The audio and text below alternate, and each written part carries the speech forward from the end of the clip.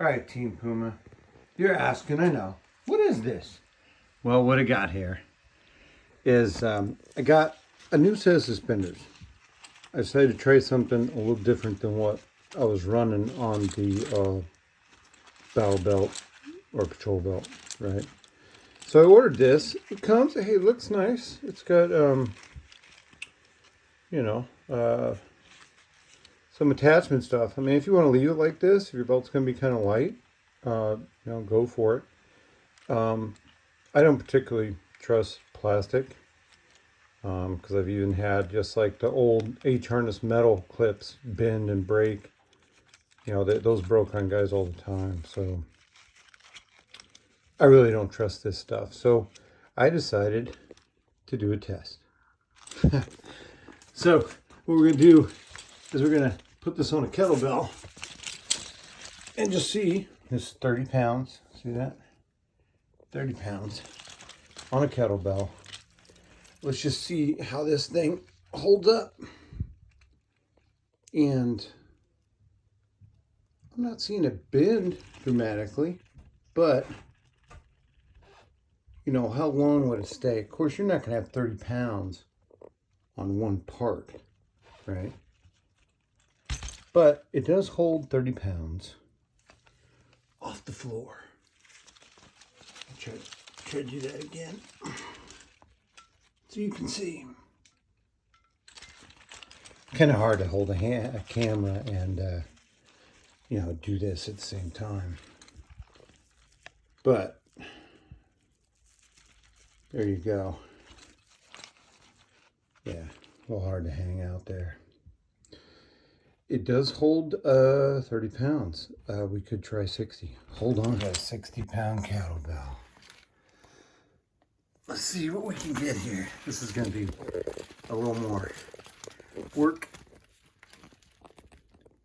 but it is off the ground.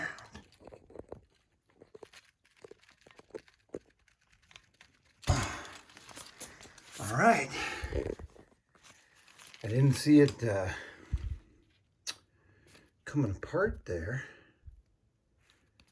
It looks like it was, all right, I'm impressed. It's holding up. 60 pounds, I figured something broke off already. Again, I don't really trust it for my own gear. So for me, what I want to do, at least because these wasn't incredibly expensive. I think this is like 17 bucks. So what I'm probably going to do is cut this plastic right here, because the way it's designed, let's get it untangled. The way it's designed, right, it comes right there to right there. There's no way to remove that without removing the stitches. Also, this is not elastic material. There's no stretch to it. It's might be a little bit of stretch, but this is all solid material. So it's good. It's good for what I want to do with it. So what I'm going to do is probably cut this clip right here, because I don't see any other way. Yeah, no other way. So what I might do is just cut the clip right here in the center. So for, I don't know, some stupid reason I want to put it back on there.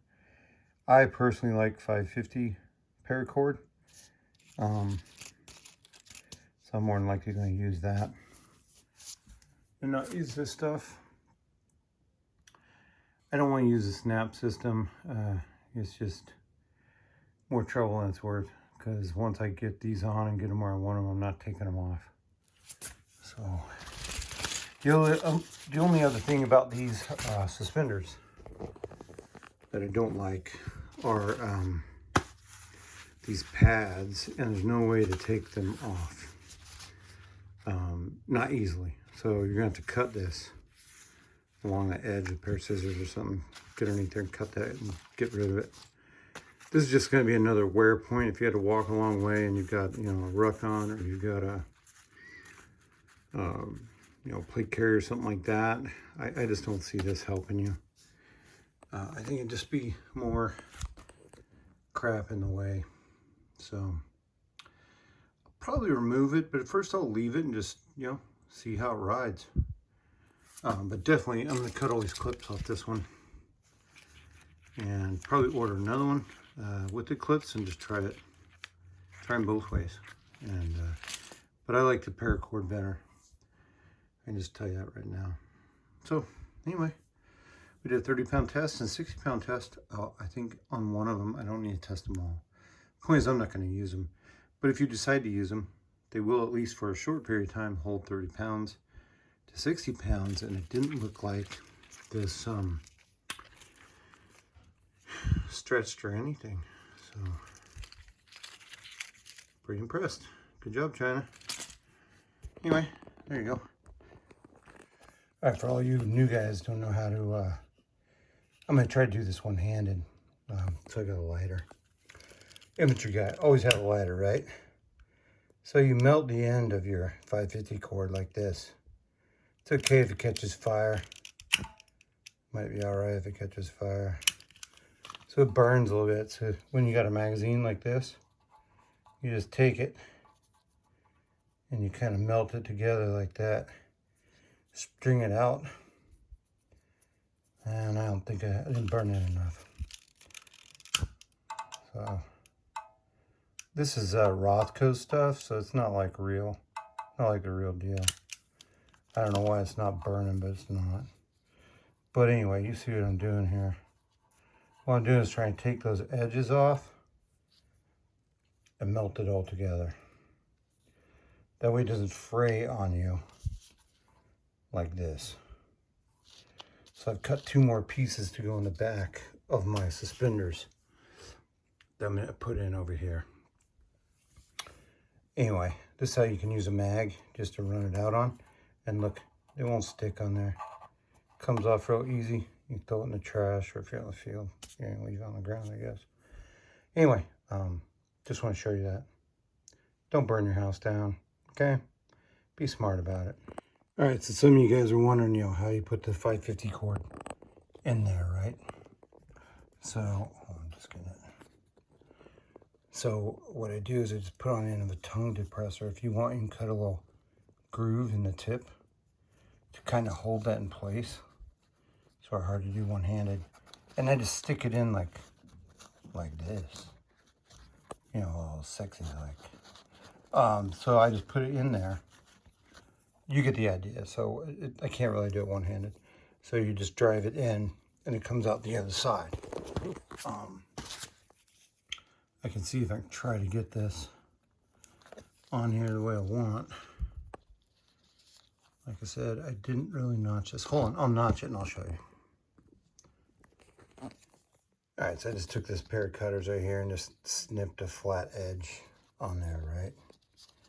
So if you do that, then it will want to stay in one spot, right? So I put that in there. I'm getting it up close. I mean, real close. See how it's sliding through there? And then I just push it on through and hey, there it is on the other side, right? And I pull that through. And now I got both my, see here I've got it through the new suspenders. And then I'll just do an overhand knot like I did over here. Just like that, doesn't have to be anything special. That'll work. So just wanted to show you that. All right, so see how I just have them laced through? Now I'm gonna stick these through where I want them to go on the belt. There you go.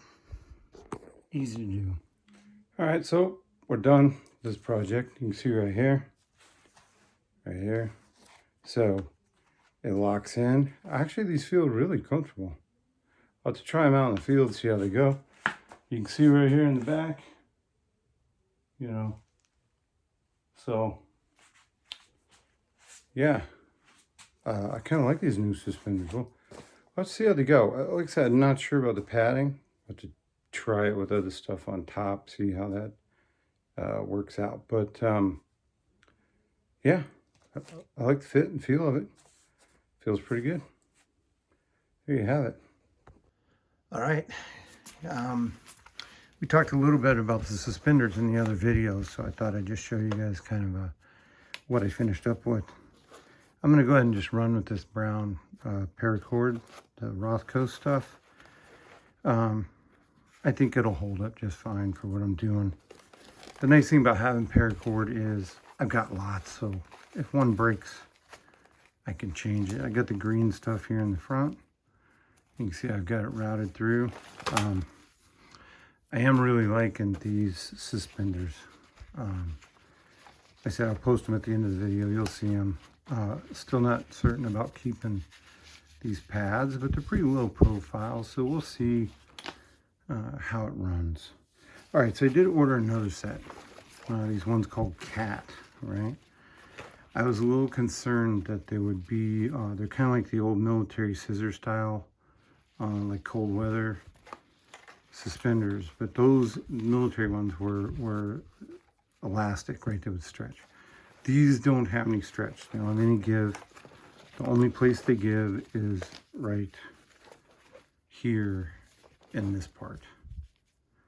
So on Amazon, if you take a look, this thing clips onto your belt, and then this goes, you know, to the front, and this one goes to the back. And you have this crossover like this, right? So you have that one. And then I took off my Uncle Mike's one, right? So the Uncle Mike one is like this on the back. And it slides. And this was talking about, if you needed to, you could just drill a hole through the middle of this plastic. Put dental floss or something, you know, right through that plastic. Do the same thing here. You could tie this guy right in place wherever you want it, going right through this to sew it in place with some dental floss or something, you know, to lock it in once you have it where you want it. You know what I mean? I don't know. I was thinking about doing a giveaway on this Uncle Mike's thing because I don't think I'm going to use it, but maybe one of you guys out there are interested. So I got to think about how I'm going to do that. Maybe I'll put in the description or something how I'll do the giveaway. So anyway, both of these straps, these are 17 bucks, and I think this thing was like 12 or 15. It is made with metal. I don't know how strong that little piece is. This is stretchy here. So it would have some balance on your hips if you tried to, you know, connect this to your gear. The other thing too, it's gonna be like the old scissor style. So it comes down your hip into one point, right? I don't want that. If I was gonna use this, I don't want this for my setup like that. If I was gonna put it on a patrol belt. So what I would do is cut this, right? I would cut that and then run my 550 cord paracord through here. And see how they've done this? They've cut it on each side, they've sewn it. They've stitched it all the way through. So you could cut all this stitching out and then pull these two pieces out each side. And then this you could use as your front strap.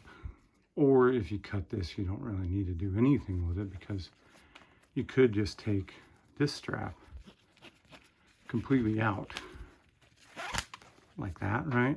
And just get another buckle like this and use it here to buckle in and set up the same system like I have here on this other one. The reason I'm telling you this is that when I went to buy another one of these for my 308, for my AR-15 or AR-10 setup, when I went to buy this, there's only 2 left. And so after I bought it, there's probably only 1 or none right now. This is another option I think would be doable. It seems to be strong. The sewing is decent. And again, this, now when you get it, they've got the straps all wrong. It's all, you're gonna have to take it apart anyway to get it right. But like I said, you don't really need this part unless you want to use it for something. And you could always just cut this here, take this buckle off, and then apply it to this side. That's one way to do it if you want to have the strap in the back and a strap in the front. Now what that means is that your adjustment for height is only either going to be on the front, or you're going to have to decide if you want it on the back. The nice thing with having no buckles on the back of your setup is if you threw on a ruck or something, you're not going to have this eating a hole in your back. Or if you got a plate carrier, you throw it on top, you're not going to have this thing eaten into your back. Because if you got to walk a long way or something, that's really going to dig in over time, I would think. I would think. So this is another alternative. I'll put it up there. It's a little weaker than what I would like to run with comparatively to this other one. But this is one I found that I thought, just looking at the pictures now I have in my hands, this is very doable for a lot of things. So I probably won't send this one back. I'll probably keep this and just leave it in this configuration. And maybe I'll just use it for like some winter pants or snow pants or something like that. Or I can just use it like the old scissor style suspenders for the cold weather gear that we used to have in the military. Because it's kind of set up like that. So that's one option. I will, I'll get one more suspender set up here. I'll be right back. All right, so this is one of my old, this is a LERP setup I had back in the day, the old school, right? Here's a piece of strap. I kind of taken this one apart because the H harnesses were coming, they were just unraveling. This kind of stuff here, you could have that, but usually I just tuck that down inside the mag area. But anyway, this is actually a Greek pouch for the M14, but it held 3, but it held M16 mags. Awesome. I could get 3, 6, 9 on each side. So I was able to carry a lot more gear. Plus this is cotton, and if it caught on fire, it wasn't going to melt to your body. Totally different setup. And so these are the old, canteen holders. And so I had that, and I had a butt pack on here. And so, yeah, I still got bug juice. So a lot of times, like here, toilet paper, that's still there from the way back time. Bug juice, this is the old nasty, probably toxic crap. A bandage, and then I had something else back here. I don't know what the hell I had. A Band-Aid, a couple Band-Aids. And yeah, old toilet paper. You old timers, man, you know what I'm talking about there. Gotta have your TP handy. You never know. So here's a set of H harnesses I bought that I was gonna replace. So one thing you'd want to do on the H harness, you'd want to cut this out. You want to get rid of that. You'd still be left with the metal strap here. So here, see, I already started. So I cut this out, and then I would end up running paracord through there. And actually on this one, I'd cut it off and I'd started sewing it myself. And I just ran to other projects and never got around to finishing what I wanted to do with it. So the idea is the adjustment would be in the length of your paracord here that you would use coming out of there, right? And that's how you'd adjust for height. Thing is, back then, I always liked my gear high up on my chest because we didn't have any armor. We didn't have any armor. And a lot of times when we were doing stuff, we just had boonie hats on. So if we were going to engage any kind of enemy, there's no armor. You just had good medics, I guess. Or hoped you had good medics. Yeah, this is the old gear. They said it's all canvas, so you can see what the H harness suspenders look like. See how it about crossed your back.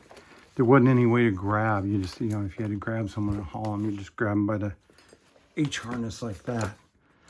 See how I have the backs like really high up? Again, this would just eat the crap out of you if you had to hump this dude.